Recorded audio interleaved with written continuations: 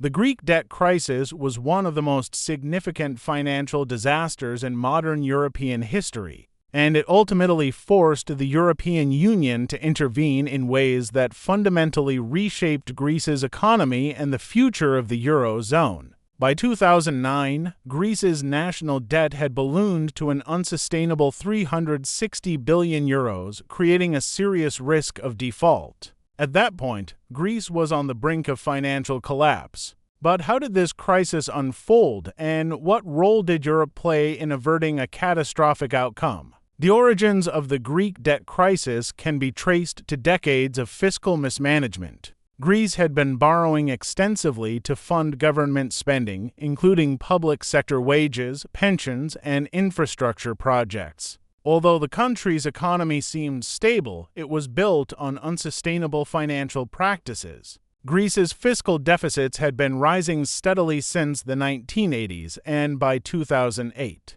its national debt was already dangerously high. The financial crisis of 2008 exacerbated Greece's problems. As the global economy faltered, Greece's borrowing costs skyrocketed. Greece had to borrow more money to service its existing debt, which in turn pushed its debt levels higher. By the end of 2009, Greece was revealing the full extent of its budget deficit, which had reached a staggering 12.7% of GDP, well above the European Union's acceptable threshold of 3%. The news sent shockwaves through international financial markets. Investors, who had once been eager to lend to Greece, now began to question its ability to repay its debts. The country's borrowing costs surged to unsustainable levels. As Greece's debt spiral worsened, the country's banking system became more vulnerable. Greek banks, which had been heavily reliant on government bonds, saw the value of their holdings plummet.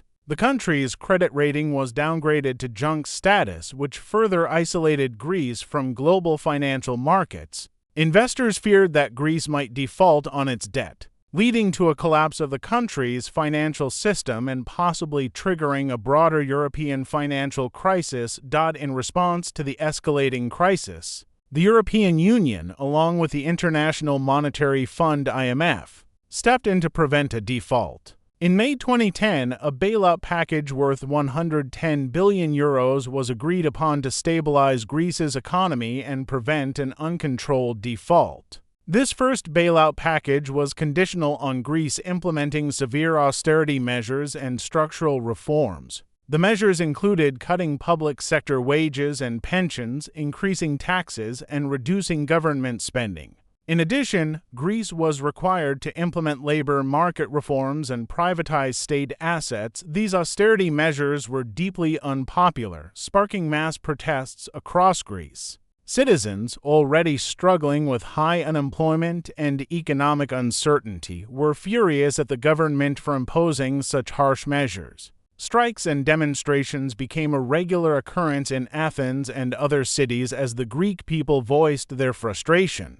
Despite the protests, the government moved forward with the reforms, believing that they were necessary to restore fiscal discipline and prevent a default. However, the austerity measures took a heavy toll on Greece's economy. Instead of stimulating growth, they pushed the country deeper into recession. Between 2008 and 2013, Greece's GDP shrank by more than 25%, one of the steepest declines in modern economic history. Unemployment soared, reaching a peak of 27.5% in 2013, with youth unemployment surpassing 60%. The austerity policies also led to rising poverty levels as social welfare programs were cut, and public services were reduced. Despite these challenges, the bailout packages did manage to stabilize Greece's financial situation in the short term. The country was able to continue servicing its debt and avoid default, but the economic recovery was slow and painful. As Greece continued to implement the required reforms, the IMF and the European Union began discussing a second bailout package. In 2012, a second financial assistance package worth €130 billion was approved, bringing the total amount of aid to over €140 billion. This second package was designed to provide further support to Greece and help it continue its economic adjustment program. As part of the second bailout, Greece agreed to a significant debt restructuring deal. Private creditors, including banks and bond holders, were asked to accept a haircut on their Greek government bonds, reducing the value of their investments by 53%.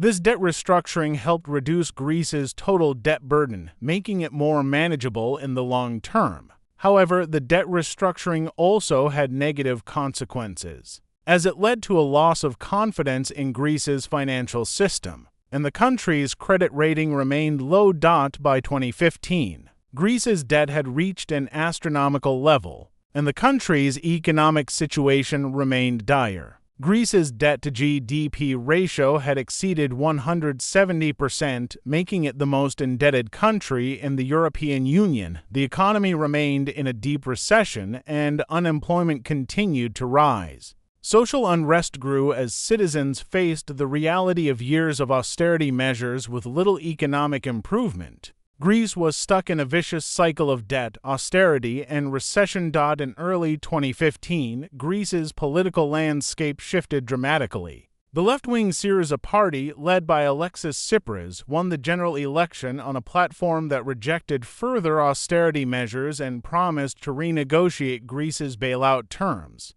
The new government was determined to end the austerity policies that had been imposed under the previous bailout agreements. Tsipras and his government believed that Greece needed to regain control over its economic policies and break free from the restrictive terms of the bailout packages.